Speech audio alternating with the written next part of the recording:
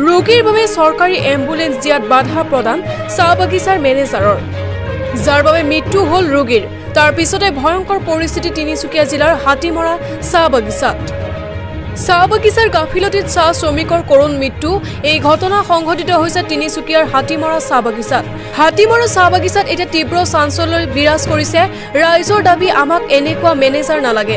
তিনিচুকীয়া জিলাৰ বৰডুবি থানাৰ অন্তৰ্গত হাতীমৰা চাহ বাগিচাত মেনেজাৰে প্ৰযোজ্য কৰি থৈছে আৰু সম্পূৰ্ণ ব্ৰিটিছ আইন চলাই আছে। হাতীমৰা চাহ বাগিচাৰ মেনেজাৰ বিভূতি নাৰায়ণ মিশ্ৰই নিদিলে ৰোগীৰ বাবে এম্বুলেন্স। চৰকাৰে প্ৰদান কৰা এম্বুলেন্সৰ ক্ষেত্ৰতো ক'ত এম্বুলেন্স দিব লাগে নালাগে নিৰ্ণয় কৰে মেনেজাৰে। হাতীমৰা ইটা ভাটা লাইনৰ এগৰাকী ৰোগীক চিকিৎসাৰ বাবে তেজৰ প্ৰয়োজন হোৱাৰ বাবে বাগানৰ শ্ৰমিক তৎকালীনভাৱে বাগানৰ গাড়ী বিচাৰিবলৈ যোৱাত বাগিচাৰ মেনেজাৰ বিভূতি নাৰায়ণ মিশ্ৰই গাড়ী দিব নোৱাৰিম বুলি কয়। ফলত সময়মতে চিকিৎসা নোপোৱাত শনিবাৰে হেমন্তী মানকী নামৰ মহিলাগৰাকীৰ মৃত্যু হয়। তাৰ পিছতে বাগিচাৰ শ্ৰমিক ৰাইজে তীব্ৰ চাঞ্চল্যৰ সৃষ্টি কৰে সেই অঞ্চলটোত আৰু তিনিচুকীয়া সদৰ থানাৰ আৰক্ষীক মোতায়েন কৰা হয়। লগতে বৰডুবি থানাৰ আৰক্ষীও উপস্থিত হয়। জানিব পৰা মতে হাতীমৰা চাহ বাগিচাৰ মেনেজাৰ বিভিন্ন সময়ত চাহ শ্ৰমিকৰ ওপৰত হাৰাশাস্তি কৰা অভিযোগ উত্থাপিত হৈছে।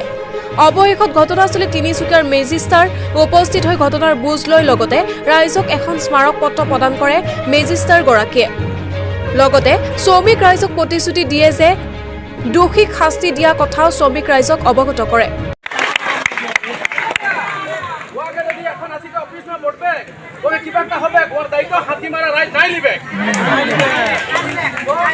গতিকে আমরা এখন হাতিমারা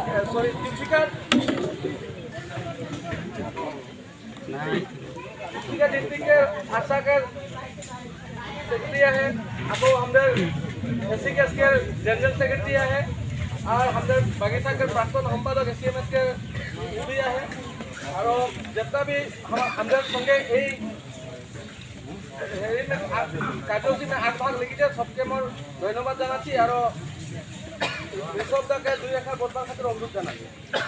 সবাইকে নমস্কার, জোহার।